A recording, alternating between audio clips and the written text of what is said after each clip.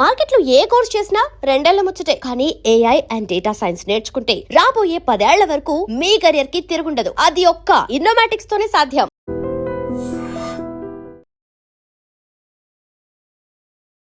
నమస్కారం, welcome to I dream. ధర్మ మార్గం విత్ విజిత కార్యక్రమానికి స్వాగతం.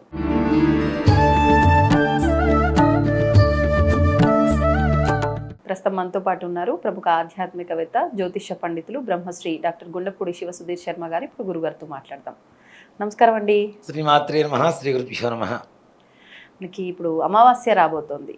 ముఖ్యంగా అమావాస్య అనగానే చాలా వరకు ఒక రకమైన నెగిటివ్ ఆలోచనలు. అసలు నిజంగా అమావాస్యని ఉపయోగించుకోవడానికి కూడా, అంటే ఒక మంచి పనికి కూడా మనం ఉపయోగించుకునే విధంగా అమావాస్యను మనం ఉపయోగించుకోవచ్చు అని అంటూ ఉంటారు. అంటే పితృదేవతలకు సంబంధించి కానీ, లక్ష్మీ అమ్మవారి ఆరాధనకు సంబంధించి కానీ, ఈ అమావాస్య అంటే పైన ఉన్న నెగిటివిటీని తీసేసి మనం ఏ రకంగా ఉపయోగించుకోవచ్చు, విశేషంగా ఈసారి రాబోతున్న ఈ అమావాస్యకి ఏదైనా ప్రత్యేకత ఉందా, దాని గురించి వివరించండి. తప్పనిసరిగానన్నా, ఈ అమావాస్య చాలా విశేషమైనటువంటి అమావాస్య. మనకి సంవత్సరానికి 365 రోజులు వస్తాయి. అవును. తెలుగు తిథుల ప్రకారం 29.5 రోజులు మాత్రమే వస్తాయి నెలలో. మనకి హెచ్చు తగ్గులు, పండగలు కూడా కన్ఫ్యూజ్ అవుతుంటారు చూడండి. ఆ రోజా, ఈ రోజా, ఈ తిథి ఈ రోజా వచ్చింది, ఆ రోజు వచ్చిందా అని. ఈ హెచ్చు తగ్గుల తిథుల ప్రకారం 29.5 రోజులు మాత్రమే వస్తాయి. మనకి ఈ రోజులు ఏవైతే ఉన్నాయో 3 సంవత్సరాలకు కలిపి ఒక మాసంగా తయారవుతుంది.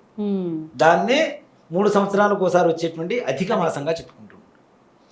అధిక మాసం అంటే చాలా మంది ఏమనుకుంటారంటే, అధిక మాసం వచ్చింది, శుభకార్యాలు చేసుకోవడానికి లేదు, అనవసరంగా మనం ఇది అవుతుంది, లేట్ అవుతుంది, జ్యేష్ఠ మాసం తొందరగా వస్తే పెళ్లి చేసుకోవచ్చు కదా, లేదంటే శ్రవణ మాసం తొందరగా వస్తే పెళ్లి చేయొచ్చు కదా, ఈ ఆలోచనతో ఉంటారు. కానీ భగవంతుడు సృష్టిలో ప్రతి ఒక్కటి ఒక వరమే నాన్న. మంచి అయినా చెడు అయినా, చెడులో కూడా చెడు వెనక ఏదో రహస్యం ఉంటుంది తప్పనిసరిగా. దాన్ని మనం ఉపయోగించుకోవడంలో మాత్రమే మనకు తెలిసి ఉంటే ఏదైనా మంచి, అంతే. చెడును కూడా మంచి మార్గంలో చూడొచ్చు. ఆ జ్ఞానం లేకపోవడం వల్లే నానా రకాల ఆలోచనలు పడుతూ ఉంటారు. అధిక మాసం అనేటువంటిది ఒక వరం లాంటిది. 3 సంవత్సరాలకు ఒకసారి పరమేశ్వరుడు మనకి ఇచ్చేటువంటి ఒక వరం లాంటిది, గొప్ప వరం లాంటిది. ఆ వరం ఇచ్చినప్పుడు మనం తీసుకుంటాం కదా, నాకు వద్దని చెప్పి పక్కన పెట్టాం కదా. వరాన్ని తీసుకొని మనం సద్వినియోగపరుచుకుంటే ఇంకాస్త మంచిగా మన జీవితంలో మంచి వెలుగులు నిండుతాయని చెప్పడంలో ఏమాత్రం కూడా సంశయం లేదు. ఈసారి వచ్చింది అధిక జ్యేష్ఠ మాసం. అందులోనూ ఈ అధిక జ్యేష్ఠ మాసంలోనే గురు భగవానుడు కర్కాటక రాశిలోకి ప్రవేశించాడు మొన్న 2వ తారీఖు. అవునా? దాంతో పాటు యమునా నది పుష్కరాలు జరుగుతున్నాయి. ఈ పుష్కరాలు ఈ నెల 13వ తారీఖు వరకు ఉంటాయి దాదాపుగా. ఈ 13 తర్వాత 13వ తారీఖు నుంచి చూసుకుంటే 14, 15 2 రోజులు అమావాస్య ఉంది. అది కూడా 14 మధ్యాహ్నం నుంచి ఉంది, 15 ఉదయం వరకు. ఇక్కడ చాలా మందికి ఒక చిన్న సంశయం ఏంటంటే, ఒక్క తద్దినాలు పెట్టేందుకు తప్పితే మధ్యాహ్న సమయంలో మనం చూడాల్సిన తిథి, ప్రాతకాలం సూర్యోదయంతో ఏ తిథి వస్తుందో ఆ రోజంతా అదే తిథి లెక్క. ఒక తద్దినాలు పెట్టే సమయంలో మాత్రం అపరాహ్న సమయం, మిట్ట మధ్యాహ్నం పెడతాం మనం. కాబట్టి మిట్ట మధ్యాహ్న సమయంలో ఆ తిథి ఉందా లేదా, చనిపోయిన వాళ్ళ తిథి ఉందా లేదా అని చూసుకుంటాం. మిగిలినవన్నీ కూడాను ప్రొద్దున్నే సూర్యకిరణాలతో ఏ తిథి అయితే ప్రారంభం అవుతుందో ఆ తిథి ఆ రోజు కింద మొత్తం కూడా లెక్క. అంటే ఈ లెక్కన 15వ తారీఖు అమావాస్య, 15వ తారీఖు అమావాస్య అవుతుంది. ఈ 15వ తారీఖు అమావాస్య అధిక జ్యేష్ఠ మాసం. ఈసారి సోమావతి అమావాస్య, సోమవారం అమావాస్య కలిసి రావటం, అందులోను మనకి అధిక జ్యేష్ఠ మాసంలో రావటం, గురుడు పరమ ఉచ్చస్థానమైనటువంటి కర్కాటక రాశిలో ఉండటం, ఇవన్నీ గొప్ప కాంబినేషన్స్ గా చెప్పుకోవచ్చు. మంచి రోజుగా ఇలాంటి రోజున అసలు మనకి సోమావతి అమావాస్య అంటేనే సోముడు అంటే చంద్రుడు, అమావాస్య అంటే రవి సూర్యుడు, వాళ్ళిద్దరు కలిసి ఉంటే, అంటే వాళ్ళిద్దరి అనుగ్రహం ఒకటేసారి కలగడం అనేది సాధ్యం కాదు, అవకాశం ఉండదు. చూడండి, పొద్దునే సూర్యుడు ఉంటాడు డే అంతా, నైట్కి చంద్రుడు వస్తాడు. వాళ్ళిద్దరు కలిసినటువంటి కాంబినేషన్ ఎక్కడైనా కలుగుతుందా మనకి? ఒకరు పోతేనే ఒకరు వస్తారు, అంతే కదా. ఒకరు పోతేనే ఇంకొకళ్ళు వస్తారు గ్యారంటీ. ఇలాంటి రోజున 2 కలిసి వచ్చినటువంటి రోజునే మనకి సోమావతి అమావాస్య. మీరన్నట్టుగా అమావాస్యని మంచి తిథిగా వాడుకోవచ్చు. అంటే నిజంగా నార్త్ ఇండియన్స్ అంతా కూడా అమావాస్యని చాలా మంచి రోజుగా పడతారు. లక్ష్మీదేవిని పూజ చేస్తారు. మనమేమో గుడ్ల గూబ ఇంట్లోకి వచ్చినా, గద్దల ఇంట్లోకి వచ్చినా ఇల్లు పాడు పెడతాం. గుడ్ల గూబ లేని లక్ష్మీదేవి పటం అంటూ ఉంటుంది వాళ్ళ దగ్గర. నార్త్ ఇండియన్స్ లో మీరు చూడండి, తప్పనిసరిగా గుడ్ల గూబ లక్ష్మీదేవి వాహనం. ఎందుకు నమ్ముతారు? దాంట్లో కూడా తంత్ర పరిహారం అనేటువంటి ఇవి కూడా ఉన్నాయి నాన్న, తంత్రానికి సంబంధించినటువంటివి. గుడ్లగూబ అత్యంత సంపూర్ణ వశీకరణ కలుగజేసేటువంటి ఒక శక్తి కలిగినటువంటి జంతువు, ఒక పక్షి. పక్షి సంపూర్ణమైనటువంటి వశీకరణ. ఓకే. గుడ్లగూబ రక్తంతో, గుడ్లగూబ మలంతో కొన్ని రకాల వశీకరణ మందులు, తిలకాలు కూడా తయారు చేస్తుంటారు చాలా. అబ్బో. వాటితో తయారు చేసి భార్యాభర్తల మధ్య ఏదైనా గొడవ వచ్చింది, ఇద్దరిని బొట్టు పెట్టుకోమని చూస్తే పరస్పరమైనటువంటి అవగాహన వచ్చేస్తుంది, గొడవలు ఉండవు, కలిసిపోతారు. అంటే మంచిగా ఉపయోగించుకోవచ్చు ఈ వశీకరణ దీని ద్వారా. మనం ఏం చేస్తాం, గుడ్లగూబ ఇంట్లోకి వస్తే ఇల్లు పాడు పెట్టేస్తాం. అంతే అంతే. అంటే మనకి మంచిది అనిపించింది ఎదురు వాళ్ళకి చెడ్డది కావచ్చు, ఎదురు వాళ్ళకి మంచిది అనిపించింది మనకి చెడ్డది కావచ్చు. అంతే. మనకి చాంద్రమానం కాబట్టి చంద్రుడిని ప్రధానంగా తీసుకుంటాం, వాళ్ళది సౌరమానం కాబట్టి సూర్యుడిని ప్రధానంగా తీసుకుంటారు. వాళ్ళ కాలమానం ప్రకారం వాళ్ళది కరెక్ట్, మన కాలమానం ప్రకారం మనది కరెక్ట్. ఇక్కడ అమావాస్య ఎందుకు చెడ్డది అని ఎందుకు భయపడుతుంటారంటే, చీకటి అంటే చెడు, అంతే కదా. చీకటిగా ఉన్నప్పుడు మనం అడుగు కూడా వేయం తొందరగా. అందుకని చూడండి, చీకటిగా ఉన్నప్పుడు అన్నం కూడా తినకూడదు అంటారు. కరెంటు పోయినా కూడా కొంతమంది తినేస్తూ ఉంటారు, అస్సలు పొరపాటున తినకూడదు. మనకు తెలియనటువంటి సూక్ష్మ క్రిములు దాంట్లో ఏమైనా పడవచ్చు. ఆరోగ్య సమస్యలైనా శాస్త్ర ప్రకారంగా ఇంకేమైనా సైన్స్ ఇలాంటి సైన్స్ మన వాళ్ళు ఎప్పుడో కనుక్కుంటారు, కనుక్కొని చెప్పారు చీకటిలో తినొద్దురా అని చెప్తూ ఉంటారు. కాబట్టి చీకటి అనేటువంటిది ఒక భయానకమైనటువంటి ఆందోళన కలిగజేసేటువంటి పరిస్థితి. అమావాస్య అంటే నిండు అమావాస్య రోజున ఏ రకమైనటువంటి కాంతి ఉండదు మనకి, చంద్రుడు బలం తగ్గిపోతుంది, సంపూర్ణంగా అమావాస్య చీకటి మొత్తం ఆవరించుకొని ఉంటుంది. ఈ చీకట్లో ఏ పని చేయాలన్నా ఒక డౌట్తో చేస్తుంటారు మన వాళ్ళు.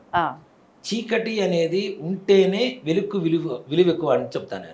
చీకటి లేకపోతే వెలుగు విలువ ఎక్కడ ఉంటుంది? అవునా?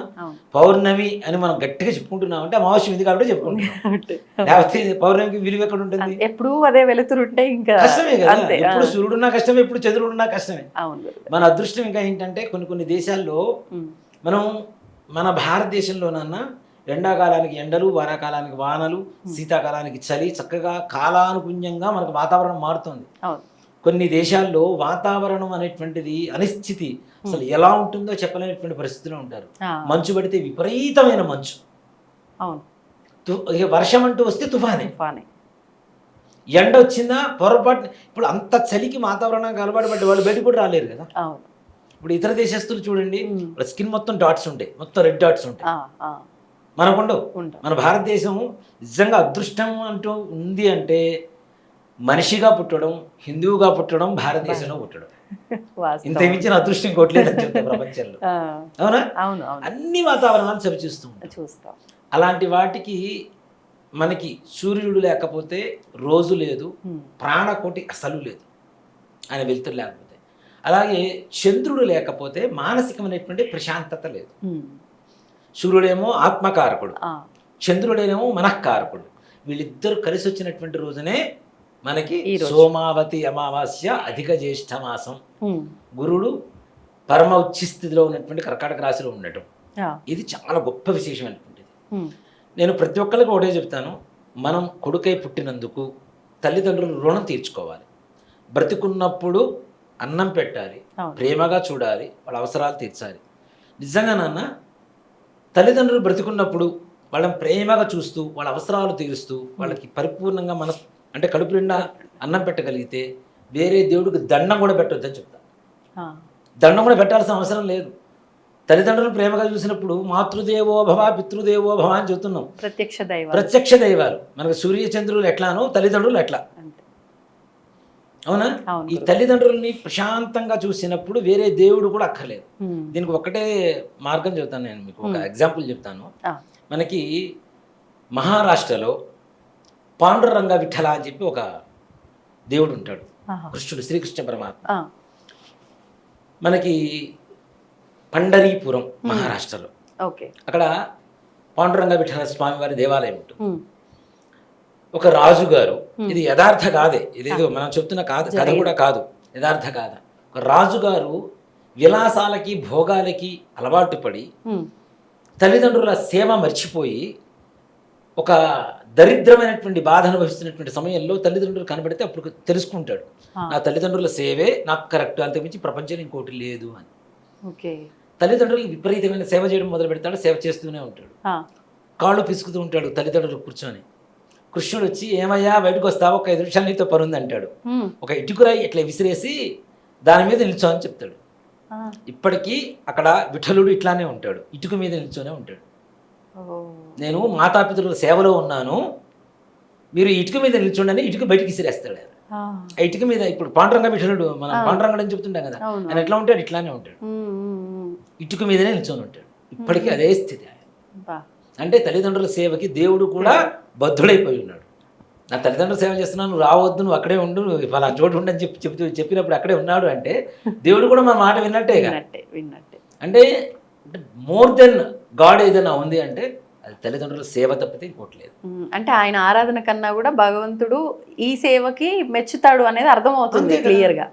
అందుకని కొన్ని సినిమా డైలాగ్స్ అయినా కూడా కొన్ని బాగుంటాయి నాన్న. భగవంతుడు అన్ని చోట్ల ఉండలేక తల్లిగా సృష్టించాడని చెబుతుంటారు. అది గొప్ప మాట, చాలా గొప్ప పదం అది కదా. అందుకని మనకుండే బంధాలు ఏవైతే ఉన్నాయో వాటికి వాల్సినటువంటి గౌరవం ఇచ్చుకుంటూ తల్లిదండ్రులకు ముఖ్యంగా ఏ రకమైనటువంటి బాధ లేకుండా బ్రతికున్నంత కాలం చూడడం. మరి బ్రతికున్నంత కాలం చూసామండి, వాళ్ళ రుణం తీర్చుకోవడానికి మనకు 3 రకాల రుణాలు ఉంటాయి. అగ్ని రుణం, ఋషి రుణం, పితృ రుణం. అగ్ని రుణం మనం చేసేటువంటి యాగాలు హోమాల ద్వారా తీరుతూ ఉంటుంది. అలాగే ఋషి రుణం వంశం వృద్ధి పొందడం ద్వారా. ఋషి అంటే మన గోత్రానికి ఉండేటువంటి ఋషి ఉంటాడు కదా, ఆయనకి ఇంకా వంశాన్ని అందిస్తున్నట్టే కదా, దాని ద్వారా ఋషి రుణం తీర్చుకోవచ్చు. మరి పితృ రుణం ఎలా తీర్చుకోవాలి? బ్రతుకున్నప్పుడు వాళ్ళని మంచిగా చూడటం, వాళ్ళు కాలానంతరం, కాలం చేసిన తర్వాత మరణానంతరం వాళ్ళకి చేయవలసినటువంటి పితృశ్రార్థాలు ఏవైతే ఉన్నాయో అవి తప్పనిసరిగా చేయడం. వాటిల్లో అమావాస్య అనేటువంటి పితృకార్యాలకు సంపూర్ణమైనటువంటి అధికారికమైనటువంటి రోజుగా చెప్పుకుంటాం. ఇప్పుడున్నటువంటి ఈ పరిస్థితుల్లో ఇప్పుడు మేము ఉన్నామంటే ప్రతినిత్యం పితృతర్పణం వదులుతాం తప్పనిసరి, ప్రతిరోజు ప్రతినిత్యం సంధ్యావందనం, బ్రహ్మయజ్ఞం, అగ్నికార్యం, అలాగే దేవతార్చన, పితృ తర్పణం. దీంతో పాటు ప్రతి చతుర్దశికి యమతర్పణం వదులుతాం. ప్రతి అమావాస్యకి ఓ బ్రాహ్మణి కూర్చోబెట్టి భోజనం పెడతాం, తర్పణం వదిలి. ఇవన్నీ తప్పనిసరిగా ప్రతి మనిషి, ఒక బ్రాహ్మణి చేయాలని లేదు అక్కడ. ధర్మం ఎవరికైనా ఒకటే ధర్మం, హిందూ ధర్మం. శాస్త్రం ఎవరికైనా ఒకటే శాస్త్రం. దాన్ని కాలానుగుణంగా మార్చుకుంటూ వచ్చారు. అందులో నాకు దీంట్లో నచ్చని పదాలు ఏంటంటే కొన్ని చోట్ల మాకు అలవాటు లేదు. ఈ మాట అంతమంది కూడా మాట్లాడుకున్నాం మనం. అవునా? ఇది పెద్ద దౌర్భాగ్యమైన మాట. అలవాటు మనం చేసుకుంటే వస్తుంది. కొత్త బ్రాండ్లే వేసుకోమని ఎవరు పుట్టినప్పుడు ఏమైనా అలవాటు చేశారు? ఎవరన్నా మంచి బ్రాండ్ బట్టలు వేసుకోమని, బ్రాండ్ షూజే వాడడం అని ఎవరైనా చెప్పారా? లేదుగా. మనం ఇట్లా ఉండాలి అని చెప్పి మనం ఆలోచించుకొని మనం మార్చుకుంటూ లైఫ్ స్టైల్ మార్చుకుంటూ మనకు నచ్చినవి మనకు అలవాట్లు అవసరం లేదు, మనం చేసేసుకుంటాం. ఇక్కడ నాన్న అదే చెప్తాను, మనకు అవసరమైనప్పుడు ఒక షర్ట్ 10,000 రూపాయలు పెట్టి కూడా కొంటాం. సంవత్సరంలో ఒక్కసారి తల్లిదండ్రులు పెట్టి తద్దినం మాత్రం స్వయం పాకంతో సరిపుచ్చుతాం. అది కూడా మళ్ళీ లిమిటెడ్. అది ఒక పూట ఒక బ్రాహ్మణ తింటారు కూడా రాదు. అవును. అంటే ఏదో శాస్త్రానికి ఇవ్వాలని ఇంత అన్ని పెడతారే తప్ప నిజంగా వాళ్ళకి ఒక పూటకి ఇవి సరిపోతాయని ఆలోచన చేయరు. వాక్యాలు కూడా 2 ఉంటాయి నాన్న. భోజన ప్రియ బ్రాహ్మణ, బహుజన ప్రియ బ్రాహ్మణ. జనప్రియుడు, భోజన ప్రియుడు బ్రాహ్మణుడు. భోజనం సంతుష్టిగా తింటాడు. నిజంగా చెప్తున్నాం, మా ఇళ్లలో తద్దినం జరిగినప్పుడు 3 బ్రాహ్మణులు కూర్చోబెడతాం మేము. ఒకళ్ళు విశ్వ దేవస్థానం, ఒకళ్ళు పితృస్థానం, ఒకళ్ళు దేవస్థానం, 3 విష్ణు స్థానం. ఈ 3 స్థానాలు 3 బ్రాహ్మణులు కూర్చోబెట్టి తద్దినం పెడతాం, వాళ్ళకి భోజనం పెడతాం. వాళ్ళు ఎంత కడుపు నిండా తింటే మా పితృదేవతలు అంత తరించినట్టుగా మేము ఆనందిస్తాం. కడుపు నిండా. అది ఎలాగా? పప్పు, పచ్చడి, కూర ఇట్లా కాదు. 3 పచ్చళ్ళు, 3 కూరలు, 3 స్వీట్స్, 3 హాట్స్, 12 రకాలు ఉండాలి. మళ్ళీ చారు ఉండాలి, మజ్జిగ ఉండాలి, ఎండాకాలం వస్తే జులుకోవడానికి మామిడి పండు ఉండాలి. ఇంత కడుపు నిండా, వాళ్ళు ఎంత కడుపు నిండా తింటే మా పితృదేవతలు అంత తరించారని సంతోషం. ఇక్కడ వీళ్ళు తృప్తి చెందాలి భోజనంతో. వీళ్ళకి తేన్పు రావాలి. లాస్ట్ లో మంత్రంలో కూడా తృప్తాస్తా ఆ భోజనం చేసిన ఆయన తృప్తాస్మహ, నేను తృప్తి పడ్డానని చెప్తాడు ఆయన. కాబట్టి బ్రాహ్మణికి ఇచ్చే స్వయం పాకంలో కూడా మరి ఒక పూట వాడికి కూడా సరిపోనంతగా ఇస్తే ఏం చేసుకుంటాం? అవునా? ఇన్ని బియ్యం, 2 చామదుంపలు, ఇంత తోటకూర కట్టలు 2, ఇంత కందిపప్పు, ఇంత పెసరపప్పు, ఇంకంతే సార్ బ్రాహ్మడికి అయిపోయింది. ఒక ఇంత చింతపండు, ఇంత నిమ్మకాయ చింతపండు, ఎంత? ఆ తర్వాత కొద్దిగా ఉప్పు మాత్రం ఇస్తారు, ఎక్కువ అది తక్కువ ఉంటుంది కదా. ఇవి మాత్రం ఇచ్చేసి వండుకోండి, ఏం వండుకుంటాడు వాడు? అవును అవును. అవునా? సో కాబట్టి ఇచ్చేది కూడా బ్రాహ్మడికి ఇచ్చేది, బ్రాహ్మడికే కాదు ఎవరికి దానం చేసినా కడుపు నిండా భోజనం పెట్టాను. అంత మించిన ప్రపంచంలో అన్నదానానికి మించినటువంటి దానం ప్రపంచంలో ఇంకొకటి లేదు. ఎన్ని ఇచ్చినా ఇంకా అన్ని ఏదోటి కావాలని కోరుకుంటాం. అది బంగారమైనా, వెండైనా, డబ్బైనా. అమ్మా చాలురా నాయనా అని చెప్పేది ఒక భోజనానికి. ఇక దేనికి చెప్పలేం కదా, కడుపు నిండి చాలు చాలు అని పెడుతున్నా సరే, ఓ బాబు వద్దురా బాబు అని చెప్పి మొత్తుకునేది ఎక్కడ అంటే, చాలు అనే పదం వచ్చేది ఎక్కడ అంటే సంతృప్తి పరమైనటువంటి పదం ఒక భోజనంలో. ఇప్పుడు ఈ పూట ఎంత పుష్టిగా తింటున్నా, మళ్ళీ పూటకి నాకు లేదు తినాలి అనుకున్నా తినలేడు, ఇంకా అక్కడ తృప్తి చెందాలి, ఎంతవరకు అంతవరకే కదా అంతే కదా. కాబట్టి స్వయం పాకంతో సరి చేస్తున్నారు. ఇవన్నీ కాకుండా నిజంగా స్వయం పాకం ఇచ్చినా ఇవ్వకపోయినా నాన్న, మనకి చక్కగా మీడియా బాగా డెవలప్ అయింది, అందరికి అందుబాటులో వచ్చింది. పితృతర్పణం వదలటం ఎలా అనేది యూట్యూబ్లో కొడితే చక్కగా వీడియోలు ఉన్నాయి. అవి దగ్గర పెట్టుకొని వాళ్ళు చెబుతున్నటువంటి విధంగా దానికి కావాల్సిన వస్తువులు ముందుగానే చెప్తారు. ఏ పెద్ద కష్టపడే వస్తువులు కూడా ఏముంటాను నాన్న, పితృదేవతల ఫోటో, ఆ ఫోటో ముందు దీపారాధన, నల్ల నువ్వులు, నీళ్లు, ఇంతకు మించి ఇంకేం అక్కర్లా. ఒక చెంబు నీళ్లు, ఓ 100 గ్రాములు నల్ల నువ్వులు, 50 గ్రాములు నల్ల నువ్వులు చాలు. అంతే. ఇక్కడ పితృదేవతలు ఎప్పుడు కూడాను ఇక్కడి నుంచి వచ్చేటువంటి నీళ్లు వస్తాయి నాన్న. అంటే చాలా మంది పితృ తర్పణం అంటే బొటన వేలు నుంచి వదులుతుంటారు. బొటన వేలు మీద నుంచి వదలడం అనేది తప్పు. ఇది ఎవరు చెప్పరు కూడా. నీళ్లు వదలమంటే ఇట్లా వదులుతుంటారు. ఇది ఋషి రుణం, ఇది ఋషి తీర్థం అంటాం. ఇక్కడి నుంచి వచ్చేదాన్ని ఋషి తీర్థం అంటాం. ఇక్కడి నుంచి వచ్చేదానేమో దేవతా తీర్థం అంటాం. ఇక్కడి నుంచి వెళ్ళేదానేమో పితృతీర్థం అంటాం. అందుకని నువ్వులు కూడా చాలా మంది బొటన వేలుకి అద్దుకుంటారు, కానీ బొటన వేలు కాదు అద్దుకోవాల్సింది, ఈ భాగంలో అద్దుకోవాలి. చూపుడు వేలు, బొటన వేలు మధ్యలో ఈ గీత ఉంటుంది కదా, లైఫ్ లైన్ అంటాం కదా, ఈ లైఫ్ లైన్ దగ్గర ఇక్కడ అద్దుకోవాలి. ఇక్కడ నుంచి వచ్చే నీళ్లు, ఆ నువ్వు నీళ్లు ఏవైతే ఉంటాయో అవి పితృదేవతలు స్వీకరిస్తారట. తద్వారా ఎన్ని నువ్వులైతే వదిలిపెడుతున్నామో అట్లా అని చెప్పి కేజీలు తెచ్చుకోమని కాదు నేను చెప్తుంది. ఇక్కడ ఎన్ని నువ్వులు అద్దుకుంటాయో అన్ని నువ్వులే, అన్ని తరాలు పాటు మన పితృదేవతలు తరిస్తారు. కాబట్టి ప్రతి ఒక్కరు కూడా పితృతర్పణం చేయడం అనేది అలవాటు చేసుకుంటే, మనం పోయిన తర్వాత మన ఆత్మ ఊగిసలాడకుండా కొట్టుకోకుండా ఉండాలి అంటే, మన కొడుకులకు అలవాటు చెయ్యాలి అంటే మనం చేస్తే మన కొడుకులకు అలవాటు. చిన్న పిల్లవాడి దగ్గర నుంచి ఈ కార్యక్రమాలు చేయొచ్చు అంటారా? తండ్రి ఉన్నప్పుడు అక్కర్లేదు నాన్న, తండ్రి లేనటువంటి వాళ్ళు చేస్తాం. తల్లి లేదు, తల్లికి చేయవచ్చు, దాంట్లో అనుమానం ఏం లేదు. ఇది చేస్తూ ఉంటే పిల్లలు చూస్తారు కదా, పిల్లలు చూస్తే ఓకే మా నాన్నగారు చేస్తారు, వాళ్ళకు అలవాటు అవుతుంది. చేద్దాం. ఆ అలవాటును ముందు ఫస్ట్ ఒక సంప్రదాయం, మన హిందూ ధర్మాన్ని ముందు తీసుకెళ్ళడం ద్వారా మన పితృదేవతలు తరిస్తారు. ఒక కుటుంబం బాగుండాలి అంటే, బ్రతుకున్నప్పుడు తల్లిదండ్రులు సంతోషంగా ఉండాలి, చనిపోయిన తర్వాత కూడా వాళ్ళు సంతోషంగా ఉండాలంటే కొడుకు ప్రతి అమావాస్యకి తప్పనిసరిగా పితృతర్పణం చేస్తే ఆ కుటుంబంలో భార్యాభర్తల మధ్య గొడవలు ఉండవు, ధన సమస్య, ఆర్థిక సమస్యలు ఉండవు, సంతాన సమస్యలు ఉండవు, అనారోగ్య సమస్యలు ఉండవు. సంపూర్ణంగా నిజంగా నాన్న క్షేమంగా సుఖాలతో చక్కగా దాంపత్య జీవితం అనుభవిస్తూ ప్రశాంతంగా ఉండాలి. ఇవన్నీ మర్చిపోవడం వల్లనే సమస్యలు పెరుగుతున్నాయి ముఖ్యంగా. అవునా? చేయవలసింది చేయకుండా ఇంట్లో ఆవిడ పప్పు చేసినప్పుడు ఉప్పు అయిపోతే మాత్రం ఆవిడ మీద ఎగరటం తెలుసు. చనిపోయినటువంటి వాళ్ళు మనం చేయాల్సింది చేయకపోతే ఎవరైనా ఎదుటి వాడు క్వశ్చన్ చేస్తే, నిజంగా నాన్న అంటే వేరే చెప్తున్నా కాదు, కొంతమంది తద్దినం అప్పుడు కూడా చేయట్లేదు నాన్న. అమావాస్య తర్పణ తీసి పక్కన పెడదాం, అవును అవును, తద్దినం సమయంలో కూడా తద్దినం పెట్టడల్లా, దానికి కూడా ఒక బ్రాహ్మణికి ఏదో స్వయంపాకం ఇచ్చి కాళ్ళు కట్టుకుంటున్నారు. అసలు కొంతమంది అది కూడా చేయటం లేదు. అవునా?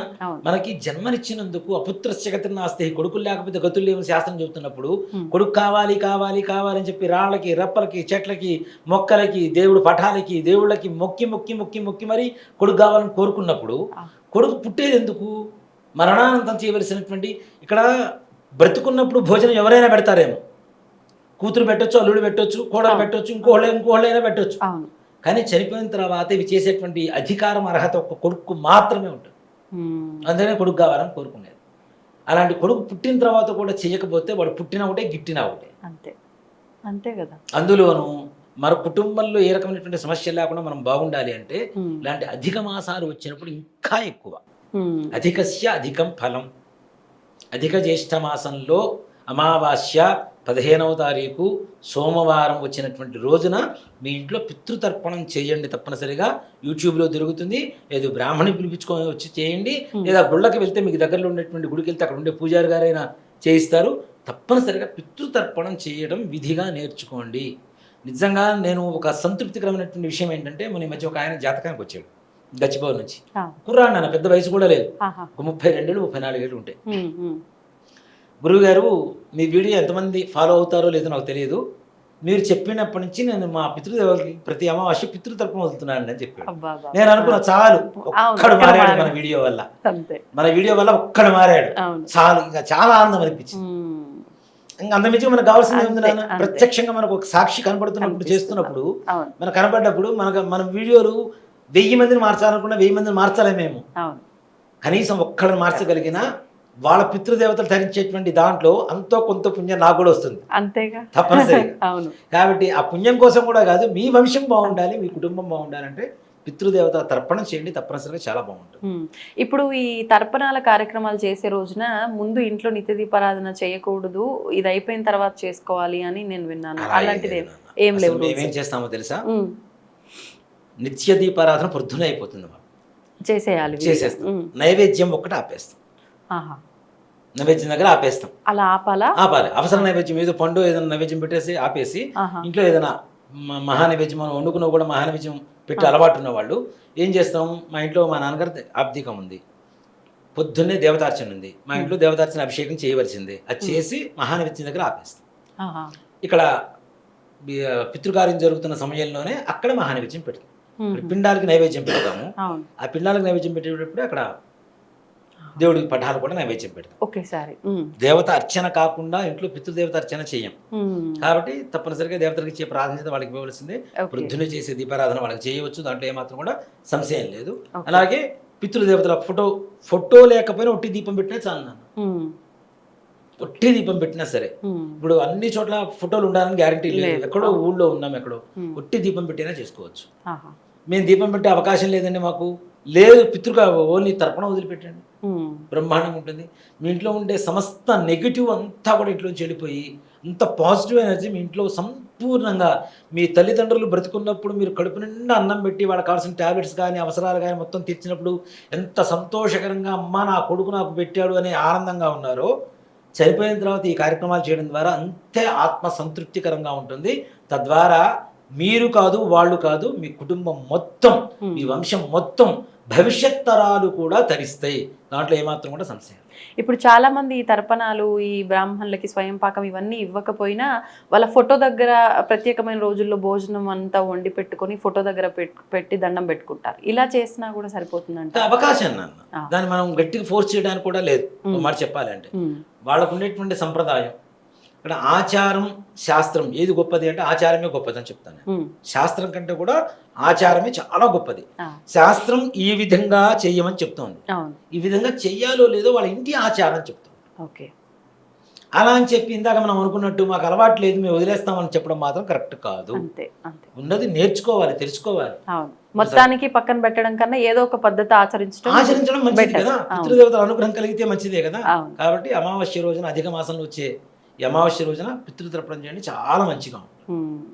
సంతోషం అండి, ధన్యవాదాలు. శ్రీమాత్రే నమః, శ్రీ గురుభ్యో నమః. And for more videos, please subscribe to iDream channel. Subscribe to iDream Media. Please subscribe to iDream. Please subscribe to iDream. Please subscribe iDream. And please subscribe to iDream. For more videos, subscribe to iDream. please like, share and subscribe to the channel. Congratulations, iDream. Subscribe to iDream. Subscribe to iDream. So subscribe to iDream Media. iDream ki iDream team andarki huge congratulations. Please subscribe iDream Media. Please subscribe to iDream. Subscribe iDream. Please subscribe to iDream. iDream అంటే నా కళల ఛానల్ను subscribe చేసుకున్న నోరు తిరుగుతలేదు, మీరైతే గంట గుర్తు కొట్టండి. For more such videos, please subscribe to iDream. Subscribe to iDream. Please subscribe to iDream. Please subscribe iDream Media. Please do subscribe to iDream. Please subscribe to iDream Media. For best entertainment and information, please subscribe iDream. And don't forget to subscribe to iDream.